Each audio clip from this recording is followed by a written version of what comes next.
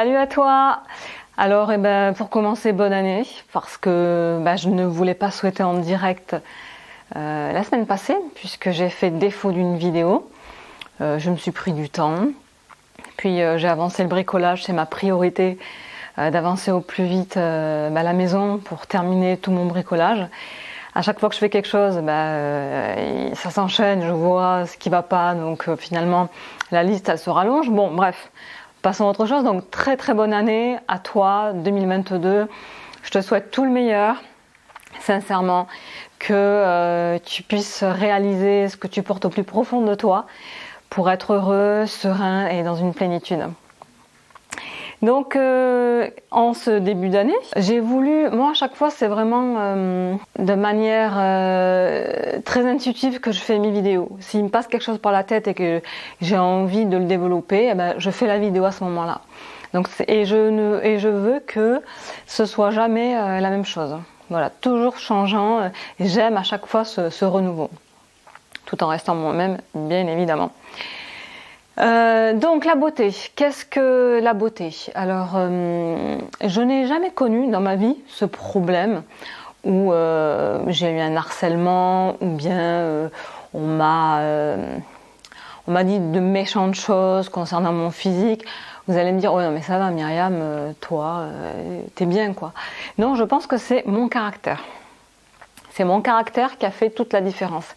C'est-à-dire que moi, même si je suis coach sportive, en parallèle, j'ai fait plein d'autres choses. J'avais mis en parenthèse le sport et je me suis orientée vers beaucoup d'autres choses, notamment l'agriculture, les espaces verts, la vente. Et qu'est-ce que j'ai fait encore? J'ai fait la philosophie. Donc en fait, moi, je me veux vraiment multidisciplinaire, d'où la chaîne qui s'appelle My Holistica et je vous ferai une autre vidéo concernant qui je suis et pourquoi ma chaîne se nomme ainsi. Je n'ai jamais connu de problème par rapport à mon physique, non pas parce que j'étais potable, ou j'étais bien, ou j'étais jolie. Non, c'est de par mon caractère depuis que je suis petite. C'est-à-dire je suis née sportive, j'étais un véritable garçon manqué, c'est-à-dire que je ne me mettais pas de barrière à faire quoi que ce soit. Donc souvent je jouais au football avec les garçons, je faisais de la course à vitesse contre des garçons, puisque je battais toutes les filles, etc. Et mon tempérament c'était vraiment d'être forte et comme un garçon. Donc ça aussi je ferai une autre vidéo parce que je pense que mon point de vue diffère avec totalement tout ce que j'ai pu voir jusqu'à maintenant. J'ai un cursus, un parcours personnel très particulier et j'en entends nulle part. Moi, ce que j'ai vécu, je l'entends nulle part ailleurs. Donc c'est propre à moi et je pense que je peux vous le faire partager. Donc de par mon caractère, je n'ai jamais connu ce problème physique, mais aussi parce que bien que je sois coach, là aussi, ma représentation du corps physique, je la vois très peu représentée, que ce soit sur des vidéos, des réseaux sociaux. J'ai du mal à me reconnaître envers des personnes parce qu'on n'a pas du tout la même notion du corps physique. Moi, le corps physique, c'est pas un trophée, c'est pas quelque chose que je fais pas du sport pour me montrer, je fais du sport pour respect pour mon corps physique, qui est vraiment une dotation à la naissance, quelque chose dont on doit prendre soin, puisque toute notre vie, on y est avec. Et on voit que quand on est malade, moi je vous avais fait une vidéo et je vous avais révélé en début de vidéo, je crois que c'était, il me semble c'est comment bien se lever dès le matin, ou enfin bref, c'était une de mes premières vidéos et je vous avais fait cas de mon problème pendant 8 années où j'avais des angines permanentes tous les 40 jours avec 39 à 40 degrés de fièvre, avec un médecin généraliste qui n'a pas su faire l'affaire, enfin bref. Tout ça pour vous dire que j'ai pris très tôt conscience que le corps physique, si tu avais une maladie, une angine ou un rhume ou une aiguille, un petit truc, un petit P qui te dérange la vie quotidienne, c'est très dérangeant parce que tu as du mal à faire ce que tu dois faire dans ta vie journalière. Donc moi, par respect pour ce corps, j'ai pris conscience de beaucoup de choses. Donc c'est vrai que je suis rentrée dans une vie spirituelle, intérieure, et j'ai toujours priorisé ma vie intérieure à ma vie extérieure. Donc la beauté pour moi, c'est pas un cliché. Pour moi, je l'ai fait mienne, cette vie-là, cette conscience-là, cette idée vécue, cet idéal vécu dans la vie de tous les jours.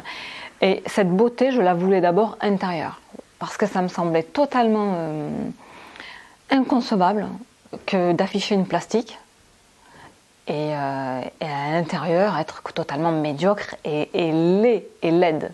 Voilà. Pour moi, c'est voilà, la priorité, c'est vraiment une beauté intérieure. Il y a un sage qui a dit, il y a 4 formes de beauté qu'on peut quantifier. Soit une personne, elle est belle à l'extérieur, mais aussi elle est belle à l'intérieur. Alors là, c'est le must de must, c'est parfait. Ça veut dire qu'elle reflète vraiment à l'extérieur, c'est pas de l'hypocrisie, c'est pas du mensonge, elle reflète vraiment à l'extérieur sa beauté intérieure. Et là, c'est vraiment l'harmonie, l'adéquation totale entre l'intérieur et l'extérieur. Et c'est ça la vie en fait. Une vie intérieure, extérieure, une vie spirituelle, matérielle, et les deux en parfait équilibre. C'est comme ça que je conçois les choses. Bon, certes, là c'est vrai, je suis une amoureuse de la philosophie, j'ai un doc de philo, mais je ne philosophe pas ma vie, je veux la vivre. Et je vis selon des idéaux que je dois manifester. On vit tous avec des idées, des principes. Moi, je veux vivre en dehors des concepts pour me faire une idée précise, la vérifier jusqu'au bout, même si cela doit prendre des mois, des années. Donc il y a cette beauté intérieure-extérieure. Ensuite, il y a la beauté, je peux être belle à l'intérieur, mais pas terrible à l'extérieur. D'accord ? Ça, j'aime bien. Moi, j'aime beaucoup ça. Tu es beau à l'extérieur, tu ne le reflètes pas encore dans cette incarnation à l'extérieur, ça on pourra en parler. Mais il n'empêche que ta beauté intérieure, elle t'illumine. Et quand tu côtoies des êtres, ça se voit. Voilà. Ensuite, il y a par contre la beauté à l'extérieur. Quelqu'un peut être très très beau, mais moche, terriblement moche à l'intérieur. Et après, il y a la chose conforme, laid à l'intérieur et laid à l'extérieur. Donc ça, vous pouvez, dès que je vous le dis, vous allez associer des personnes du monde connu ou de votre entourage, et vous allez dire, ouais, effectivement, là, lui, il est moche à l'extérieur, il est moche à l'intérieur. Elle est belle à l'intérieur, mais bon, son physique ne reflète pas sa beauté. Donc voilà, pour moi, la beauté, c'est ça, mais la beauté, c'est vraiment le caractère. On peut être né avec des défaillances, des défauts, mais notre vie sur Terre, c'est vraiment de nous parfaire. Nous sommes des âmes perfectibles. J'avais fait une conférence, si ça vous intéresse, dans les prochaines vidéos, je vous montrerai des extraits. Et notamment, j'avais fait une conférence sur la sexualité, ça j'avais fait. Hein. Qu'est-ce que la sexualité, le sexe et les énergies sexuelles. Mais j'avais dit un petit peu tout ça, une âme, une incarnation. Déjà, est-ce que la réincarnation existait? Ça, j'avais fait une autre conférence. Et là, de manière en 5 minutes, je vous donne tous les arguments pour dire effectivement ça existe. Enfin, sinon, il faut être. Donc, je vous mettrai des passages si ça vous intéresse. Vous mettrez ça en barre de commentaires. Mais en 5 minutes, je t'argumente ça de manière à dire si tu dis que ça n'existe pas, c'est que vraiment c'est stupide. Mais comment après on peut mettre fin à ça? Comment du karma passer au dharma? Tout ça, moi je l'ai vécu. J'ai une vie de spartiate quand même. Hein. Je crois que ma vie, très peu voudrait la mener. Voilà. J'ai vécu quand même 15 années d'ascétisme, mais c'était pas quelque chose... moi je suis contre les extrêmes.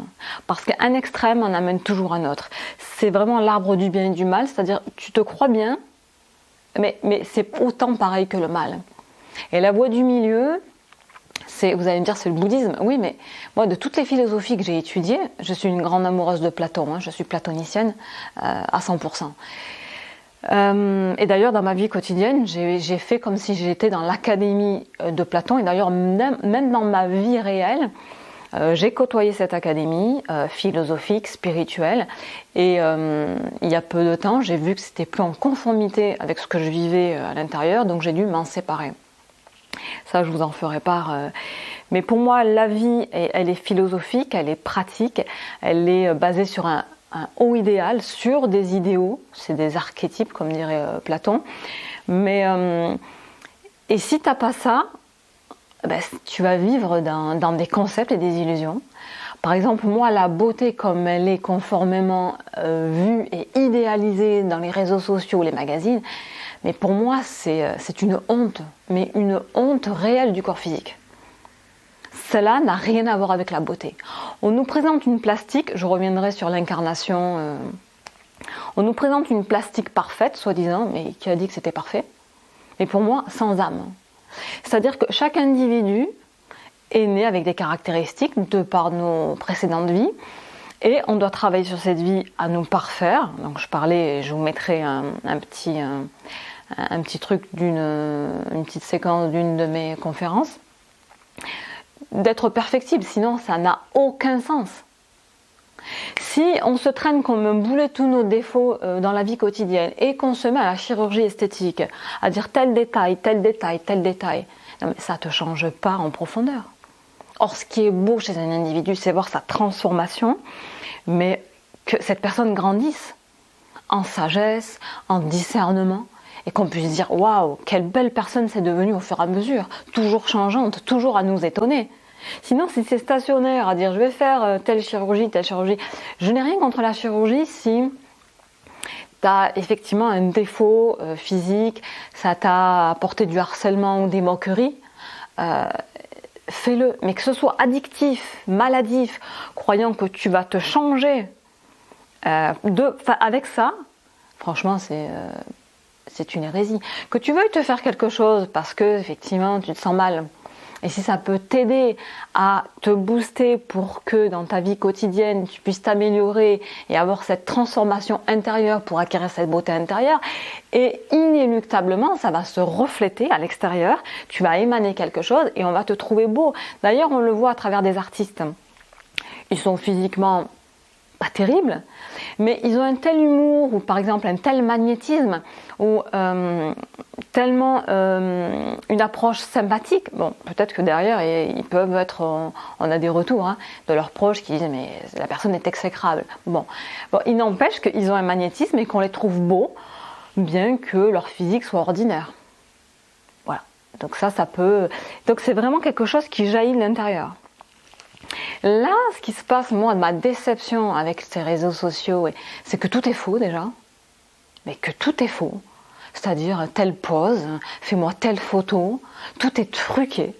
Et moi, je crois que ce que j'aime, moi, c'est l'authenticité. Mais c'est vraiment... Je ferai un truc, effectivement, là, je suis plus naturelle, parce que quand je fais des vidéos très techniques, par exemple, les dernières, comment mieux dormir, le système immunitaire, je vais être un peu plus figée parce que je me dis, merde, Myriam, là, tu dois donner, tu dois faire une quintessence de tes connaissances et de les transmettre par vidéo, ce qui n'est pas évident pour moi, et je vous expliquerai pourquoi, parce que j'ai jamais aimé les caméras, je n'ai jamais aimé les photos. Donc, vous voyez, je suis coach, c'est pas pour montrer mon physique, mais je n'ai jamais aimé ça. Du tout. Et donc là vraiment je prends la caméra et l'appareil photo pour communiquer justement quelque chose que je ne vois très très très rarement, pour dire pas du tout. Donc pourquoi je fais cette vidéo, c'est que ça commence c'est que je vois des choses et que je me dis mince, dans les réseaux sociaux c'est voilà, la chirurgie à tout va.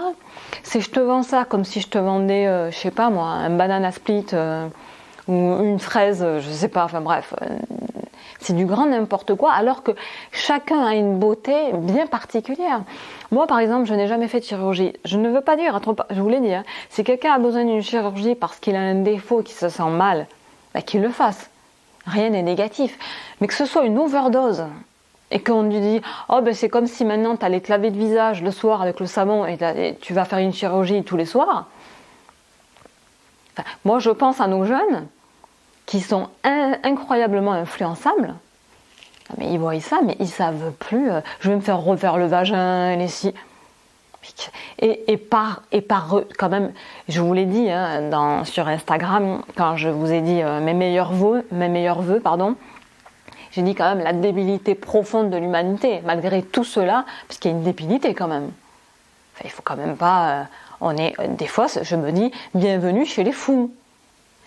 Et donc, voilà, face à cette débilité, je prends la parole, je me dis, mais le jeune, il voit ça, mais il sait plus où danser, quoi. Je trouve que, et je vous dis, moi, mon point de vue, rares sont ceux qui le disent, et j'ai un point de vue sur tout ce qui se passe actuellement, hein, et jamais tomber dans l'extrême, jamais tomber dans l'intolérance. Moi, je suis quelqu'un qui veut toujours comprendre. Mais pour comprendre le monde et les autres, il faut se connaître soi-même. D'ailleurs, vraiment mon axiome premier, c'est connais-toi toi-même et tu connaîtras l'univers et les dieux. Ça, c'était écrit sur le fronton du temple de Delphes, en Grèce. Connais-toi toi-même. Si tu ne te connais pas, tu auras du mal à connaître ton prochain qui est en fait toi-même, l'autre c'est toi, et le monde qui t'entoure. Et moi, j'avais des yeux toujours d'étonnement et je voulais comprendre. Et comprendre, ce n'est pas une critique, c'est un discernement. Il faut que tu saches ce qui se passe, que tu doives le décrire, que tu puisses l'expliquer en l'argumentant et surtout en ne tombant pas dans un dogmatisme, un esprit fermé, mais toujours d'empathie, c'est ça. Moi, j'ai vraiment une forte empathie et je me reconnais en chacun. Bon, ça sera d'autres vidéos, ok? Je reviens sur la beauté. Il y a très peu de temps que je suis sur Instagram, peut-être au mois de juin, me semble-t-il. Hein. Ouais. Et mais combien j'ai pas eu? Alors, j'ai pas beaucoup d'abonnés, hein. C'est comme sur ma chaîne YouTube, j'ai pas beaucoup d'abonnés. Mais j'ai eu peut-être la moitié, j'ai enlevé de mes abonnés qui me mettaient des images de femmes nues ou mi-nues. Tu sais très bien que derrière, c'est des gars d'un certain âge qui te posent un truc, qui veulent s'abonner et des propos incroyables. Donc à chaque fois, je désabonne et je bloque la personne. Hein. Et je me dis, mais une ado qui tombe sur ça. Je suis abasourdie par ça. Voilà. Donc la beauté pour moi, cette chirurgie, voilà, moi personnellement, j'en ai jamais fait. Voilà, j'ai un nez qui n'est pas droit, j'ai des dents qui ne sont plus alignées malgré que j'ai porté 2 fois l'appareil dentaire avec des bagues. Mes dents sont revenues telles quelles. J'ai pas une poitrine énorme, voilà. Il m'arrive d'avoir de la cellulite quand je fais beaucoup moins de sport. Voilà. Là, je suis en période hivernale, donc je fais beaucoup moins de sport parce que je respecte. Je pense que ça sera une prochaine vidéo. Je respecte les saisons. Est-ce qu'on vit encore avec les saisons? Si les 4 saisons existent, c'est quand même pour une raison. Or l'humain, non, il veut se couper de tout, il veut que ce soit toujours pareil. Et du coup, non, tu n'es jamais pareil. Et tu dois écouter ton corps qui est en parfaite harmonie, normalement, avec les saisons. Bon, ça, on en reparlera peut-être dans la vidéo la semaine prochaine. Ce que je voulais dire par là, donc oui, je n'ai rien fait, j'ai pas une peau parfaite, hein, j'ai 43 ans, j'ai toujours connu un peu des problèmes de peau, mais j'ai très rarement mis de ma vie, par exemple, pour camoufler, là, comment ça s'appelle, hein, du fond de teint, ça j'en ai quasiment jamais mis de ma vie, voilà, c'est des choix, mais je pense que toutes les sportives, on se maquille pas énormément. Je me suis jamais maquillée, voilà, pour être belle, énormément à mettre des pots de peinture, parce que ça aussi c'est, est-ce que c'est ça la beauté, quoi? Bon, après on peut, le naturel pour moi, on peut faire des choses, et c'est pour ça que ce chapitre ça s'appelle hygiène de vie égale santé égale beauté. Pour moi, la beauté, ça passe par une hygiène de vie et d'abord une bonne santé. Et après, la beauté, c'est au naturel, ça se réfléchit à l'extérieur, voilà. Écoutez, voilà, j'ai jamais fait de chirurgie et malgré tous mes défauts, comme je vous l'ai dit, hein, je dois en oublier. Voilà, j'ai une petite bouche, j'ai pas une lèvre énorme. Les sourcils, je les fais comme je fais, mais j'en ai rien à cirer. Je vais pas perdre autant de temps. Voilà, je vais très très vite. Hein. Moi, quand je fais un truc, c'est en 5 minutes. La crème et puis après un petit truc, un petit récil de temps en temps. Bon, ben voilà. Pas plus que ça. J'espère m'être fait comprendre dans cette vidéo, hein, mais c'est pour vous dire, soyez vous-même, cherchez d'abord une beauté, je refais. Donc c'est pour vous dire, soyez vous-même, cherchez d'abord une beauté à l'intérieur. Et ça se reflètera naturellement à l'extérieur. Parce que vous serez quelqu'un de vrai, quelqu'un d'authentique. Mais à dire, je vais me laver le visage le soir, tous les soirs, comme je vais aller faire une chirurgie esthétique, à un moment donné... Et après de suivre sur les réseaux sociaux des personnes qui font que ça et qui finalement sont de plus en plus quelconques, parce que c'est tous les mêmes, quoi. C'est à vous de voir. Moi, j'aime quelqu'un d'éthique. Alors, j'aime pas quelqu'un de moralisateur. Hein. Quelqu'un qui dit tu fais ça, moi c'est bien, je suis dans le vrai et toi c'est faux. Déjà, moi, j'évince la personne comme ça. Ça ne marche pas comme ça. Je vous ai dit, moi j'ai la capacité de me mettre à la place d'autrui, d'avoir une empathie, de le comprendre mieux que lui-même. Ça, c'est mon challenge. J'aime comprendre la personne, même si elle fait quelque chose, et je peux expliquer ce qui se passe. Donc, mon point de vue va être autre, mais je vais pouvoir l'expliquer mieux qu'elle ne peut l'expliquer. Je vous en ferai part dans mes vidéos. Vous pourrez ne pas être d'accord avec mes propos, et ça, c'est très très bien. Mais moi, c'est du vécu, c'est-à-dire je le vérifie. Je me mets toujours en méditation. J'en appelle à la sagesse pour comprendre ce qui se passe dans le monde et comment on pourrait l'améliorer, parce que c'est mon but réel.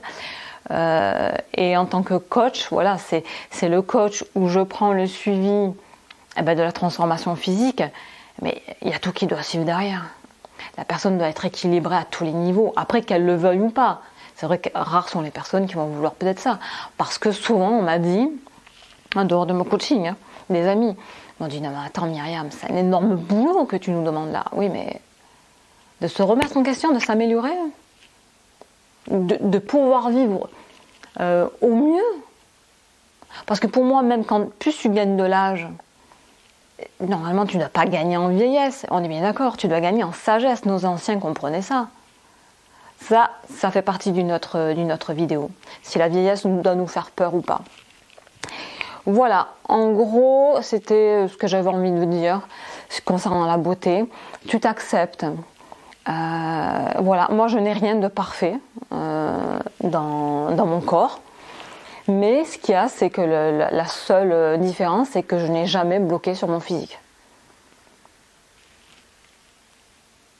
À part, effectivement, quand j'ai eu mon acné d'adulte, donc je peux comprendre ceux qui ont de l'acné, ça a été très très très pénible à vivre pendant 3 ans.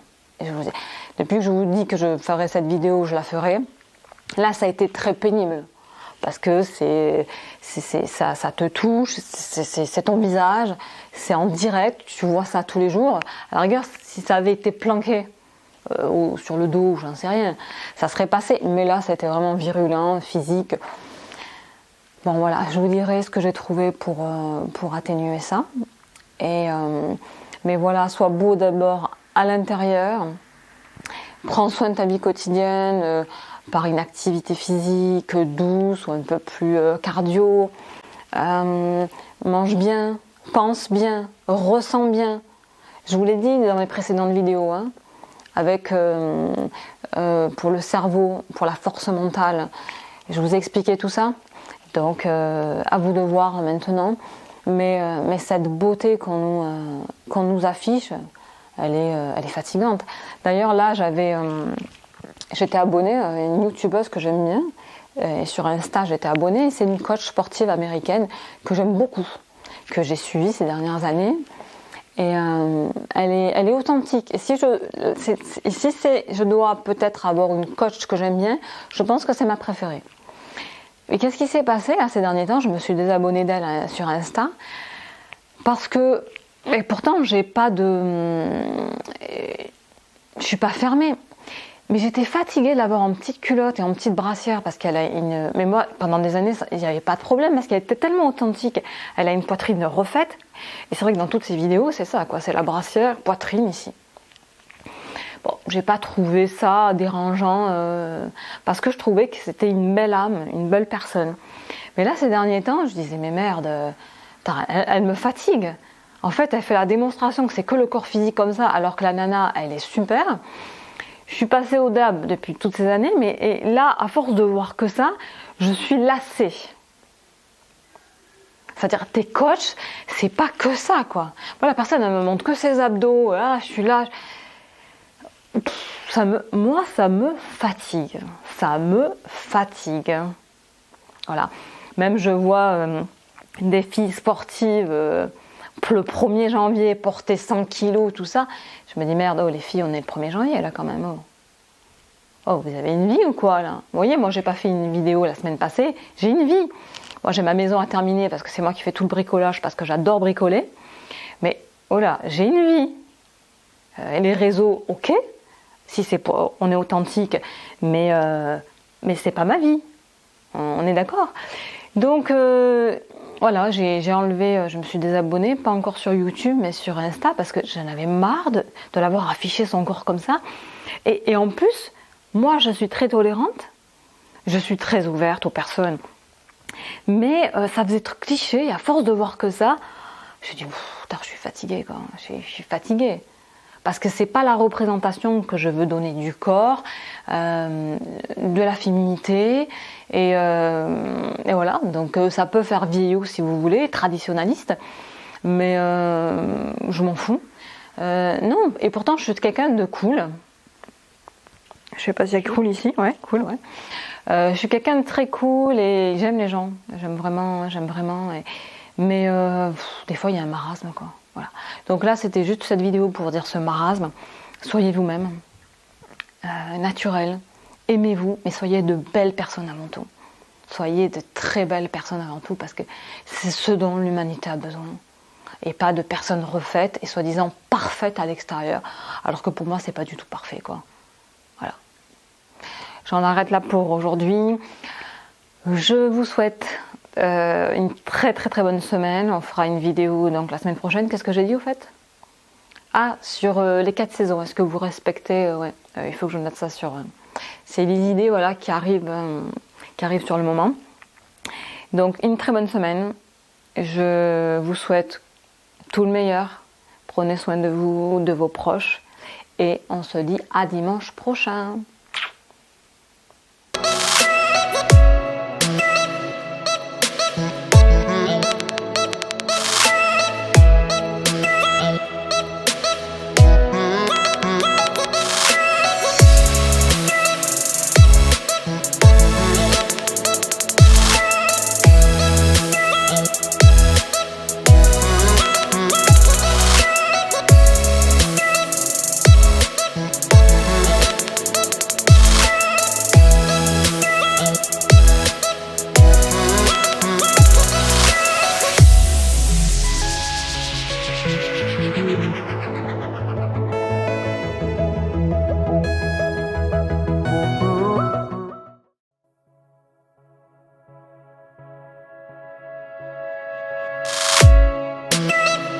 Aussi le nombre 7, et je vais vous expliquer pourquoi ce 7 depuis. Mais c'est justement parce que c'est la mission de l'âme que de respecter ce chiffre 7 et de l'accomplir dans sa vie pour être dans une harmonie et dans sa totalité. Il y a la lame 7 du chariot, du tarot, donc la lame 7 est le chariot, et on voit un cocher avec 2 chevaux, et justement un cheval rouge et un cheval bleu, mais il y a un cheval qui est vertueux et un cheval qui est contre-vertueux. Et ça, Platon, je vous l'ai dit tout à l'heure dans le livre Le Phèdre, l'explique vraiment dans le mythe de l'attelage ailé. Donc il dit que vraiment l'âme, elle a des ailes, mais elle est comme un cocher avec 2 chevaux. Et il dit, en général, toutes les âmes se font prendre, parce que déjà, il faut être un puissant cocher, c'est-à-dire qu'il faut être comme les 7 nains, il faut avoir la lumière du discernement pour savoir qui suivre. Sa bonne voie ou sa mauvaise voie dans sa vie? Le cheval blanc ou le cheval noir? Et on nous a donné des ailes parce que justement l'âme, elle est faite pour s'élever jusqu'à son âme divine. Mais la grande majorité des humains oublie qu'elle a des ailes, elle se fait tenter par la mauvaise reine, le mauvais cheval, et elle chute de plus en plus jusqu'à tout perdre. Donc voilà, Platon dans son attelage ailé, il nous dit ce qu'est l'âme. Le cocher, c'est l'intellect lumineux. Est-ce que tu as le discernement comme les 7 nains? Est-ce que tu sais où tu vas? Est-ce que tu sais voir à travers les choses? Et là, tu ne te feras pas prendre et tu n'écouteras que la voix de la vertu du cheval blanc. Et cela t'amènera jusqu'à ton âme divine. Le bouddhisme, c'est beaucoup plus clair, la réincarnation est établie. Donc, et ça, c'est très sain, parce qu'elle explique vraiment tout. Ça explique bon nombre de choses. Pourquoi l'Église catholique a-t-elle enlevé le terme de réincarnation? Parce qu'à l'époque, c'était très dangereux. Elle se disait, oh là là, mais ils vont aller dans le péché. Si on leur dit qu'ils ont des vies et des vies, dans celle-là, ils vont absolument rien faire. Ils vont se délecter dans les passions et toutes les frénésies possibles. Et nous, ça ne nous va pas. Alors, il faut vraiment réaligner ces âmes. Et au lieu de leur dire qu'ils vont se réincarner et qu'ils ont plusieurs vies, on va dire à ces âmes, si tu ne te tiens pas à carreau, eh bien, tu vas aller dans l'enfer éternel. Voilà, ils avaient trouvé ça comme argument. Et ça a pris des proportions au fil des siècles. De cet enfer des catholiques, mais c'était énorme. Et ça nous a mis, mais alors dans un gros caca, mais alors vraiment, parce que c'était faux. Pour faire peur, mais c'est pas en faisant peur aux âmes que tu vas les éduquer. Dans un enfer éternel, tu resteras. Et voilà. Et on a enlevé la réincarnation parce qu'on va se dire, oh, mon Dieu, mais ils vont rien faire. Ils savent qu'ils vont avoir des vies et des vies. Mais tout ça, ça nous a amené vraiment à un état catastrophique de l'humanité. Les bouddhistes, donc, ont été beaucoup plus sains en conservant cette idée de réincarnation. Vous vous souvenez, par exemple, la réincarnation, on va donner que des exemples concrets et rapides. Je ne sais pas si vous avez vu à l'époque le film Little Buddha. Little Buddha, donc moi je l'avais vu, j'étais jeune. Hein. Alors, je ne sais plus, c'est Bertolucci, le nom du réalisateur italien. Enfin, je dois me tromper à 2 trucs près, mais je crois que c'est Bertolucci. Et dès que commence le film, au moins c'est probant pour tout le monde, et pratiquement tout le monde, bon nombre a vu ce film. Il y a un prêtre, le lama raconte une histoire bouddhique, et ça explique la réincarnation, ça traite de la réincarnation. C'est un prêtre qui veut faire le sacrifice d'une chèvre. Et voilà que la chèvre se met à pleurer. Et le prêtre lui dit, mais pourquoi pleures-tu? Elle lui répond, parce que tu sais, il y a 500 ans, moi aussi j'étais un prêtre comme toi, sacrificateur. Et voilà, et je tuais des chèvres. Et je me retrouve maintenant en tant que chèvre, et toi tu vas faire la même erreur que j'ai fait il y a 500 ans. Et là, le prêtre, il se réveille, il se dit, oh, mon Dieu, mais c'est qu'une loi karmique, ce que tu fais à l'autre te revient. Donc il a compris, il laisse le couteau tomber et il pleure. Il remercie la chèvre de l'avoir prévenu. Terme de réincarnation, vous voyez? Il n'y a rien sans rien, tout s'explique. Et ça me rappelle une histoire de Bouddha. Bouddha, il était un jour, il y a beaucoup d'anecdotes comme ça. Bouddha était au marché avec un de ses disciples, un de ses proches disciples. Et voilà qu'il se met à rire, et son disciple lui dit, mais qu'est-ce que tu as? Il lui dit, tu vois cette femme avec sa petite dans les bras, là, sa petite qui n'arrête pas de crier, de pleurer. Il dit, je ris parce que dans cette vie, elles ont des choses à régler ensemble. Dans une précédente vie, elles étaient 2 amies, mais qui n'arrêtaient pas de se disputer. On les a mis dans cette vie pour que justement, elles rétablissent ce lien et cette harmonie déjà entre elles. Vous voyez, tout s'explique. Pourquoi perd-on la mémoire? Ça, on revient à la partie 1. Je vous avais dit, l'âme est une mémoire. Mais pourquoi, quand on s'incarne, perd-on la mémoire? Ben, heureusement, parce qu'on a des choses à régler. Et que si on avait la mémoire de nos précédentes vies, ça nous affolerait dans cette vie-ci, parce que nous sommes venus pour rétablir des choses, pour les amener à leur perfection. Et si on savait que notre proche nous avait tués ou nous avait fait du mal, ou déjà qu'on a du mal à avancer dans cette vie, mais si on savait tout ça, mais ça serait impossible pour nous. Par contre, quand l'âme, comme Blanche-Neige, elle n'est plus naïve, elle se forme, elle se forge son caractère, elle travaille sur sa pensée, elle s'aligne vraiment dans les hautes vertus. À ce moment-là, elle est costaude, elle est beaucoup plus forte à assumer la vérité, sans trébucher, sans faillir, sans avoir peur de l'énormité de la vérité qui va s'annoncer à elle. Donc, la mémoire lui reviendra au fur et à mesure, parce qu'elle aura fait un tel travail de purification qu'elle sera un petit peu débarrassée de toutes ces couches avec une fausse sensibilité nocive. elle sera forte, elle sera armée, elle aura une aura de lumière où elle pourra encaper des choses, elle pourra les prendre, elle pourra endurer. Là oui, la mémoire lui reviendra au fur et à mesure parce que même elle pourra se marier avec son âme sœur, son âme divine. Comment expliquer la réincarnation aussi si on reprend Jésus? Dans sa phrase « Soyez parfaits comme votre Père Céleste est parfait ». Elle est énorme. Moi, elle m'a toujours fait rire cette phrase. Parce que sans la réincarnation, elle est absolument impossible à réaliser. Comment c'est pas une injonction, mais soyez parfaits comme votre Père Céleste est parfait. Alors j'aime à dire que soit Jésus à ce moment-là, il avait fumé un pétard parce qu'il ne savait pas ce que c'était, parce que alors le Père, c'était un minus. Soyez parfaits comme votre Père Céleste est parfait, donc c'est un minus. On peut atteindre l'état de perfection du Père, alors comme ça, en claquant des doigts. Soit Jésus comprenait que tu peux être parfait comme le Père. Tu auras des vies et des vies. Parce qu'en tant qu'âme, tu es une âme perfectible qui va tendre vers la perfection. Mais en une seule vie, on est quand même d'accord, en étant crédible, en étant honnête, sincère, dans une grande simplicité. Nul être ne peut atteindre un état de perfection dans une vie. Mais moi, 1000 milliards de fois, je dis non, moi, je ne pourrais pas. C'est impossible. Par contre, si de vie en vie, je garde cette mémoire et que, au lieu que je perde tout mon capital, je le fais fructifier de vie en vie. Alors l'âme qui adore la perfection va se perfectionner et atteindre la perfection du Père. Voilà comment on arrive à mieux comprendre ce souhait, cette prière de Jésus. Soyez parfaits comme votre Père Céleste est parfait.